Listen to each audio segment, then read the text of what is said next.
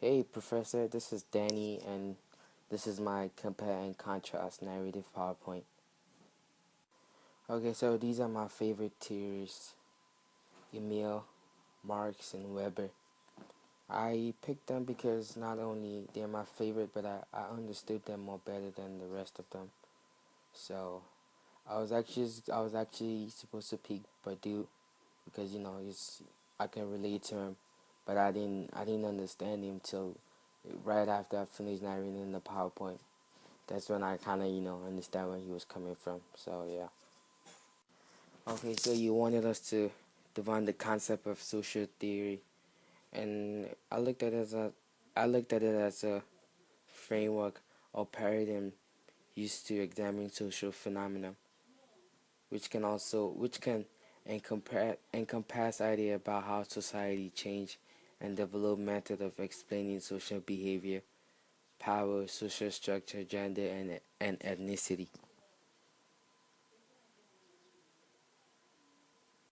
Okay, so you wanted us to define the concept of sociological perspective, which I looked at it as an approach of unders-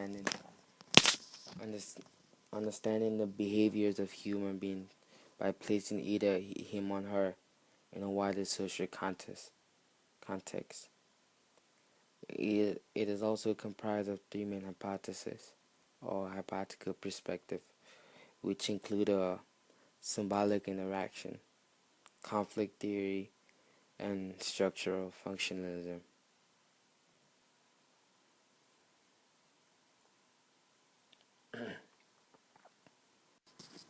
Okay, so you wanted us to compare and contrast three of these theories. So I picked Emile and Marx, and Emile was mainly he was concerned with social orders and stability. He believed that people are the product of their own social environment. His theory addressed the relationship of social activity to the overall social system. And one of his main concerns was how society maintained internal stability and survive over time. So basically, what he meant by that is that we can't survive over time in a society like that by just either just staying at home and not getting involved. He wants us to he wants us to go out and become a function in the social system or in our society. He also believed that society are built on social facts, and Karl Marx believed that he believed in the he believed in class conflict between the capitalist class, the bourgeoisie, and the working class. He also believed that society should be changed or seen based on their class, which is something I don't understand. But he think conflict is necessary to produce social change and a better society. But Karl Marx wasn't only focusing on social struggles, but also on the overall power structure in a society, such as conflict between different groups of interests, like Muslims and Christians, teachers and students, parents and kids, producers and consumers.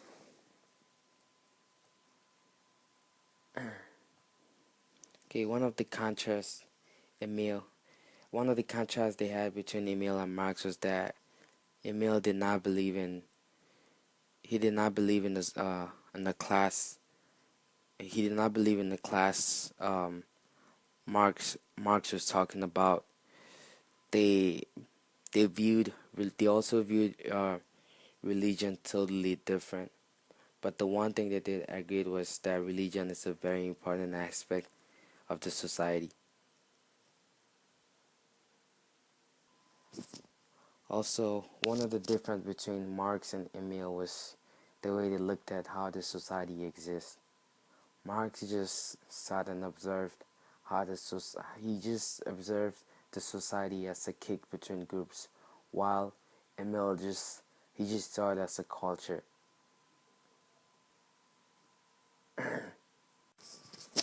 The next is Mark Weber. He believed that social struggle was the main cause of social evolution. When he was studying the society, he looked at religion and class as a factor that influenced society. In his study, he also looked at class and inequality, the bourgeoisie and the rationality. Weber's belief was that cultural factor, especially religion, was an important thing in society. Okay, so to compare and contrast these two guys, I would say Emil believed that we can study sociology like a science. All we have to do is just study the social aspects, such as education, religion, class economy, and issues. And the difference between these two guys was that Marx was more interested on how industry revolution changed society. The next the next one is Karl and Max Weber. Both of these guys do not agree with the nature of class. Okay, so Weber's view was that if an individual was out and working hard, they could become rich and even achieve their dreams, while Marx believed that the system needs to change for people to achieve their own dreams. To achieve their dreams, sorry. Marx also said that class is decided by ownership or non-ownership of production, while Weber says class is decided by relationship to means of production, political powers, and social status. They also had a disagreement about capitalism. Weber's theory says capitalism emerged from wealthy trades, while Weber says capitalism emerged from religion. But they both agreed that class as a political economic power was a major development in modern society. Also, one of the contrasts they had was the issue of rationalism and capitalism. Weber argued that rationalism rather than capitalism isn't his key to interpreting modernity. Okay, so I chose Emile. Emile is my favorite theorist, basically because I think I understand what he's saying. His theory addresses how social activity help build us as a social system. And what he's basically saying by that is that the social activities we do in our society help build our society by, if you go out and get involved in a activity, it kind of helps us, it kind of makes us interact with each other in society. It also, I also liked one of his concerns about how we cannot maintain internal stability and survive over time. Okay, I think that's true, and I think it relates to me because I think people just kind of hide their problems within them, and that's how people get depressed and get sick and have issues in their life because of the way we just kind of put everything towards ourselves. We just kind of hide everything, and basically what he's saying is that we can't maintain this stability. We have to go out and express ourselves in the society so that way we can get to we can get involved and get to know each other around our society instead of just staying at home, and which can even cause suicide, which is one of something that he was talking about too. One of the things I liked about this guy was one of the studies he did about suicide, and his book on suicide has helped a lot of people in the world overcome life by basically showing that social factors exert a fundamental influence on suicidal behaviors.